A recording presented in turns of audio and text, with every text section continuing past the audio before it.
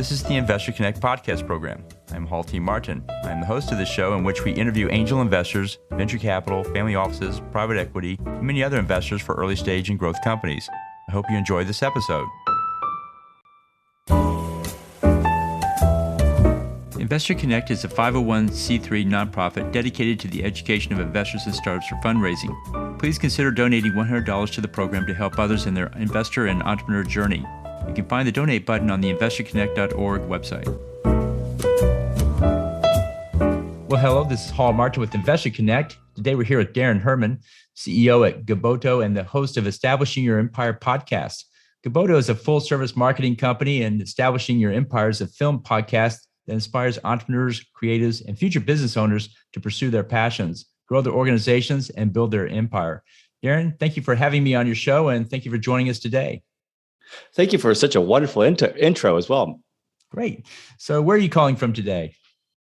I'm here in lovely Austin, Texas. It's February and it's 80 degrees outside. That's great. We'll wait till tomorrow. We'll see what it is then. In Texas, if you don't like the weather, just wait 5 minutes. It'll be different. So it's always something blowing through, but it's nice right now for sure. So it seems like we're getting back to in-person events, and our favorite here in Austin is South by Southwest. It's coming back in person this year. I assume you work with South by Southwest as well. So I actually was a photographer for South by for 5 years straight. I haven't done it for quite a few years now, but I absolutely love the energy that comes with South by. It was one of the reasons why I moved to Austin, and it's terrible. It's exciting. It's fantastic. It's horrible. It's all the things because there's so much. It's like life to the extreme with the creatives of the world. Well, that's great. I remember I actually moved to Austin in 1986 or 84. And then in 86, South by Southwest kicked off with this film and music festival. And it was mostly a bunch of bars on 6th Street that let you come in and listen to some music. And I remember in 87, everybody complaining because the tickets went from $6 to $12 and for the entire festival. And then about 20 years ago, they added the conference onto it. And then I think it really took off after that as a professional conference and really gained international notoriety for the scope and what it did as well. So it's come a long ways, just like Austin's come a long ways. Yeah, you have to, just like the Austin real estate market, you have to add a couple zeros to it at the end. Absolutely. Well, and same thing with the Austin startup scene. My background is I started my company in 2009 after I retired from my day job of 24 years with NI. And at that time, the Austin startup scene had 2 accelerators, one at the university and then one downtown. And then there was 1 or 2 co-working spaces. I was there for watching the co-working scene come up from what it wasn't to what it is today. And now there's an accelerator on every corner, and every other corner has a co-working space on it. So it certainly has jumped up quite a bit in the prominence of what it's doing there. How have you seen it so far? So one of the things that always drew me to Austin and what's kept me here is the tech scene. There's a lot of people that are programmers or wanting to be involved in tech scene, wanting to grow companies. They want to get involved in things. And so what I've seen is just more and more of that type of person, which, I'm that person too. Like I moved here in 2008, so I've been here a little longer than most, but at the end of the day, it's what drew me to Austin is there was such a love for tech, but also a love for music and the arts. So with that merger, it just makes sense that there's explosion because there's more and more people coming for those reasons. Absolutely. And we had for a while there, we were the outpost for sales and support. Facebook, eBay, Google, others use Austin for that for, many years where they've come because there's plenty of millennials, plenty of tech people here signing up for that. And it seems like now we're at the 2020 range. We're now moving to that next level where we're actually funding our own startups. We've been funding startups for a long time, but not certainly at the level we have in the last 2 years. And so now we're the central place, the headquarters for those companies, and as opposed to being the ancillary support force for the Bay Area companies that we used to have all the time. So it seems like there's a real transition from, Web 2 to Web 3, from the old economy to the post-COVID economy. How have you seen it shape up so far? Well, I see that not just in the startup space, but let's take like Hollywood, for example. They no longer have the full hold on the film industry now. We got Atlanta, we got here in Austin, we got Louisiana's got a ton of it. So we're seeing it in a lot of different areas to where it just can be spread out. And I think the internet's got a big piece of that. It's a great equalizer. We all can now get on there and learn things. We don't have to go to one specific school or one specific place to meet people. And I think it's going to be even broader than that. I think we're going to see some cities that don't even have much right now will get a foothold because maybe the rent is cheaper or whatever it might be. But to me, the internet has really shifted from a physical location to anywhere makes sense. Well, it used to be cities tried to compete on competency. Like you mentioned, LA was for movies and media, the Bay Area is for tech and those things. And then Austin always carved out specific niches inside the tech space for itself. It was very strong in enterprise software back in the 90s and 2000s. Dell Computer came out of that time frame. But today it's very strong in blockchain, which is kind of a successor to the enterprise software, next generation technology, so to speak. Do you think these cities will continue to carve out specific niches, or do you think that's just going to go away because it's all online and it's now going to be part of a metaverse or some other format? Yeah, I think that we always like to niche up because we like to get around people that are similar in interests. And we were talking about like how Austin, I think there is a very strong younger community here at Austin. So it just makes sense that they're embracing the NFTs and they embrace the cryptocurrencies. And I was part of that. I was going to a lot of those meetups when at first, Bitcoin got really big. And I think that that will always happen to some extent, but what will happen is it won't, I don't think it'll ever be like 99% of that industry is in one spot. It's going to be all over the place. Great. Well, you've worked with a lot of startup scenes and seen Austin grow up. What's the most important lesson you've learned in this area? Oh, the most important lesson. I don't know if this is most important, but the one that comes to mind that I'm slightly surprised at is the importance of storytelling. So what we found is with when tech gets greater and greater, there's more ways to touch people and there's more ways to get out get your message out there. But to do it in a interesting and an impactful way is more and more, it's easier to do now that we have photos and videos and we do all these things. And I always kind of thought of it as like a want to have. And the more I get around more and more companies is if you cannot tell your story in this, like I said, interesting, impactful way, it's just not going to resonate with people.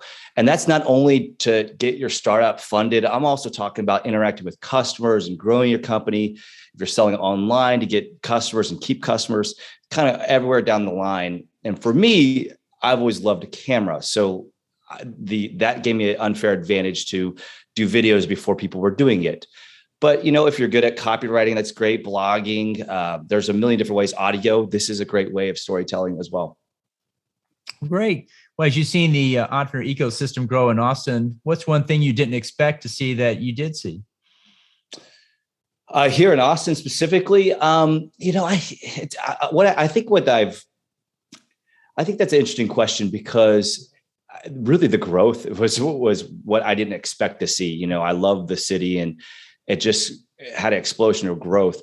But what I have noticed in kind of in my space, because I do a lot of online, like e-commerce and online selling online, is that anybody can really do it. And especially today with, tools like Shopify, it's so much easier. And then also online is very similar to offline. Like if you take your offline world, let's say you had a brick and mortar store, you're going to like make your showcases in a certain way. So people go through your store in a certain way and you do the same with online. And I just have seen an explosion of people here in Austin, but also all over the place running, starting their own companies, selling online and doing it well. Yeah. So what's a common myth about selling online in your field of expertise there? What myths are you often dispelling out there? Well, that it's easy. I talk about how motivational it can be to do it, but there is a million steps. And what people typically do is they focus so much on the systems and the marketing and all that. And that's super important. So don't get me wrong there, but the customer is number one.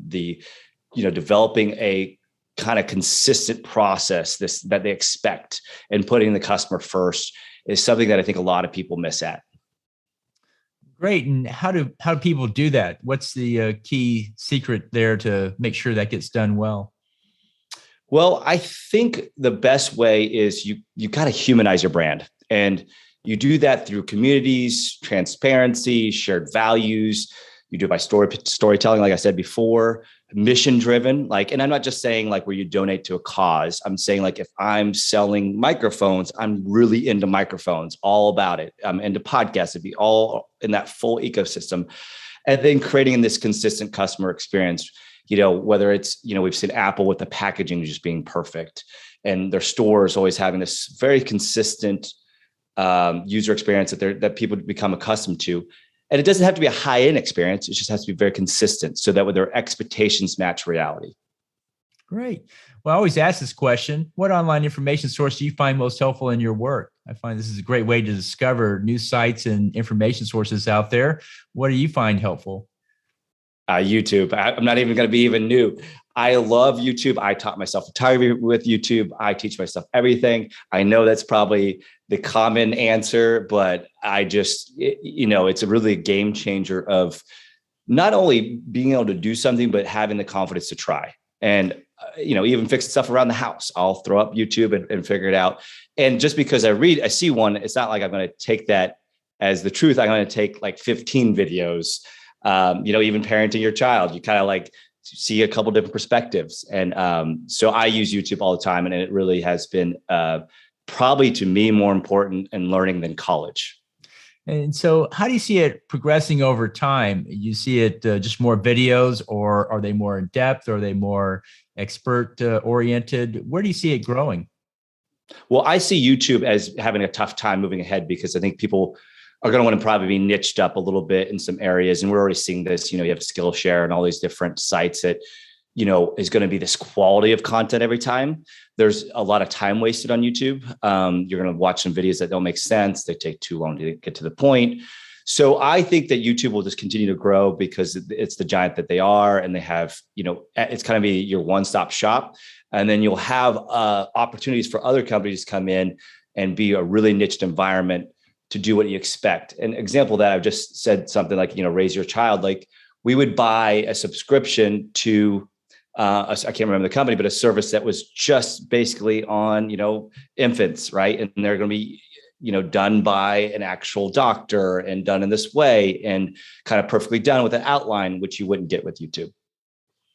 Great. So what do you think is the next thing after YouTube? We're seeing a lot of shift from the Web 2 world to the Web 3 world. And that's mostly driven by blockchain, NFTs, metaverse, and those type of things. Do you think there's a follow-on to YouTube that will be the next generation? What would that look like? Well, and I'm not sure. I think we're going to look at the next operating system, right? You and I come from some days where we learned on DOS, at least I did, and I'm sure you did too. Yeah. And then, Windows 3.1 and 95 and all this. And I think we're going to see a big shift in how we actually interact with technology. Phone is fantastic, but it's slow. You're only using your thumbs to actually interact with it. And, of course we have video and stuff, but I think it's going to be a more immersive experience. My concern is it has to be better than the phone, right? So when we get there, I think we're kind of a ways out, but I would love to pay for a cooking course with a chef and act like I'm almost there. And so he can interact with me too, right? So let's say that I'm cooking and he's teaching me something. I would love him to say, okay, and we could do this of course with Zoom, but it's really tough, right? I think that just that immersion together is going to get more and more powerful. Great. Well, the next question I always ask people, and I always get interesting answers to this: if you could start a business tomorrow, what would that business be if it's new and different? Yeah, I think there's a couple spaces that are really ripe for disruption. And real estate is definitely one of them. And that's something that I'm looking into right now. I also think the travel industry, as in buying and selling, buying your tickets, is in the same way since, 2000. I think with real estate, the fee structure doesn't make sense. 6% for $1 million house that sells itself most of the time, just not quite there and hasn't changed. And we're seeing a couple iBuyers in the space, and what they do is they, like Zillow got out of it, but a couple of different ones where they actually come in and purchase, homes without you having to list it. But I think that's like one little small piece of it. I think there's really needs to be an optimization of every stage of the real estate buying and selling experience. Right. We're seeing the implementation of NFTs, non-fungible tokens, for real estate and other things as well. Do you think that's the answer for providing additional incentives and alternative payment technologies? I think it covers one piece of it. What's great when I think of NFTs, I'm like, well, this is a wonderful way to do, you could have your contract be part of NFT. You can own real estate or a part of a company as NFT, but I think that's only maybe on the actual, I have the funds or I'm using a company to get the funds, but there's still all the different steps in between of, finding the house that you want, making an offer, negotiating, and all these other spaces. So I think tech, as in large tech like NFTs, a complete shift will help some of that, but probably not enough. Plenty more to invent here. We kicking off this decade with a bang, COVID, and then all the things going on with metaverse, NFTs, blockchain, Web3, DeFi. There's just so many things happening and so many more that's going to happen as well. It's going to be exciting to see how it turns out. So in the last minutes that we have here, how best for listeners to get back in touch with you?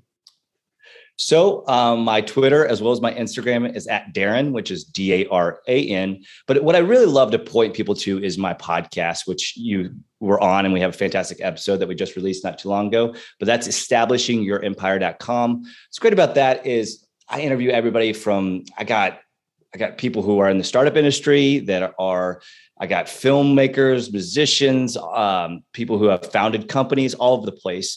And it's long format. It's a lot of fun. And I think there's a lot of value there for people to listen to. Yeah, enjoy being on the show. It was a lot of fun and think it came out well. Looking forward to next steps with it, and appreciate your joining us today. We'll include your contact details in the show notes. I want to thank you for joining us today and hope to have you back for a follow-up soon. Well, Hall, it was a fantastic pleasure to be here. Thank you so much. And, I think these things are really important to get together and chat about things. And it's always interesting thinking about what's coming up, what's new, as well as what we've done in the past. That's great. Appreciate you taking time to join us. Investor Connect helps investors interested in startup funding. In this podcast series, experienced investors share their experience and advice. You can learn more at investorconnect.org. Hall T. Martin is the director of Investor Connect, which is a 501c3 nonprofit dedicated to the education of investors for early stage funding. All opinions expressed by Hall and podcast guests are solely their own opinions and do not reflect the opinion of Investor Connect. This podcast is for informational purposes only and should not be relied upon as a basis for investment decisions.